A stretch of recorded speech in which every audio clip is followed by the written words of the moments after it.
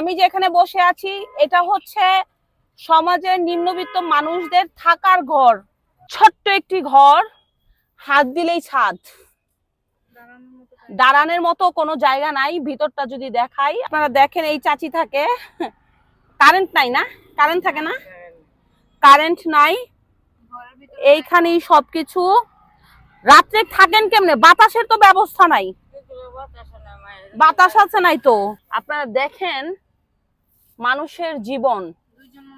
দুইজন মানুষ শুতে পারেন চাচি? কষ্ট হয় না? রাতে কি আপনি দুইজন শোন নাকি একজন বাইরে শোন? আপনি বাইরে শোন, চাচা ভিতরে শোয়। ও, আর এটা হচ্ছে রান্নাঘর। রান্নাঘর দেখেন, তেলাচুড়া, এইখানেই তেলাচুড়াই, এইখানেই সব।